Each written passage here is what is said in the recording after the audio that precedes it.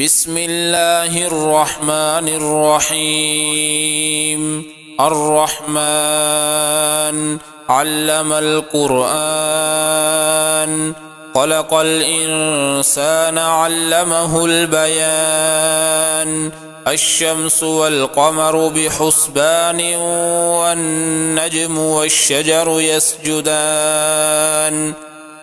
والسماء رفعها ووضع الميزان، ألا تطغوا في الميزان، وأقيموا الوزن بالقسط ولا تخسروا الميزان.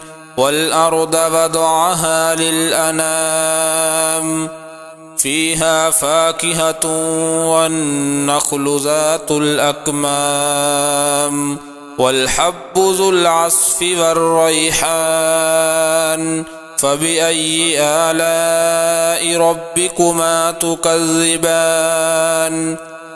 خلق الإنسان من صلصال كالفخار، وخلق الجان من مارج من نار. فبأي آلاء ربكما تكذبان؟ رب المشرقين ورب المغربين، فبأي آلاء ربكما تكذبان؟ مرج البحرين يلتقيان، بينهما برزخ لا يبغيان. فبأي آلاء ربكما تكذبان؟ يخرج منهما اللؤلؤ والمرجان. فبأي آلاء ربكما تكذبان؟ وله الجوار المنشآت في البحر كالأعلام. فبأي آلاء ربكما تكذبان؟ كل من عليها فان، ويبقى وجه ربك ذو الجلال والإكرام. فبأي آلاء ربكما تكذبان؟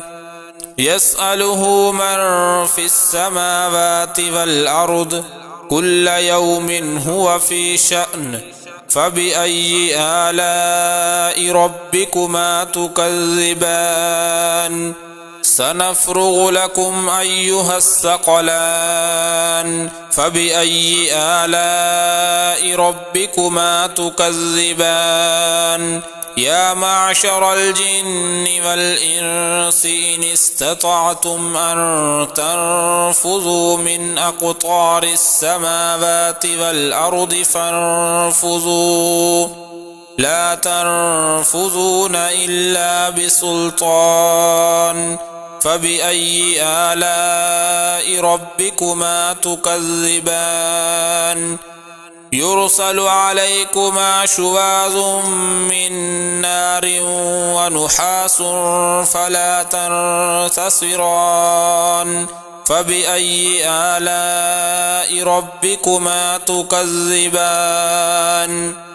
فإذا انشقت السماء فكانت وردة كالدهان. فبأي آلاء ربكما تكذبان؟ فيومئذ لا يسأل عن ذنبه إنس ولا جان. فبأي آلاء ربكما تكذبان؟ يعرف المجرمون بسيماهم فيؤخذ بالنواصي والأقدام. فبأي آلاء ربكما تكذبان؟ هذه جهنم التي يكذب بها المجرمون، يطوفون بينها وبين حميم آن. فبأي آلاء ربكما تكذبان؟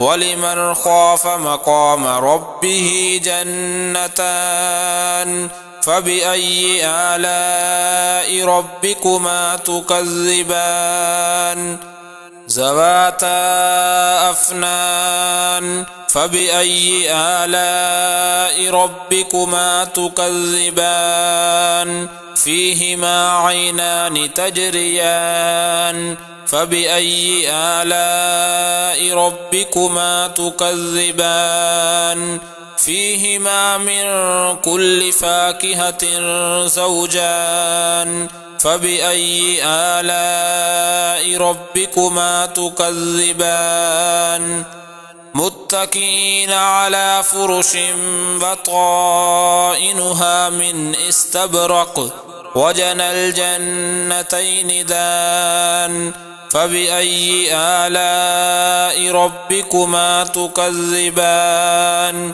فيهن قاصرات الطرف لم يطمثهن إنس قبلهم ولا جان فبأي آلاء ربكما تكذبان كأنهن الياقوت والمرجان فبأي آلاء ربكما تكذبان هل جزاء الإحسان إلا الإحسان فبأي آلاء ربكما تكذبان ومن دونهما جنتان فبأي آلاء ربكما تكذبان مدهامتان فبأي آلاء ربكما تكذبان فيهما عينان نضاختان فبأي آلاء ربكما تكذبان فيهما فاكهة ونخل ورمان فبأي آلاء ربكما تكذبان فيهن خيرات حسان فبأي آلاء ربكما تكذبان حور مقصورات في الخيام فبأي آلاء ربكما تكذبان لم يطمثهن إنس قبلهم ولا جان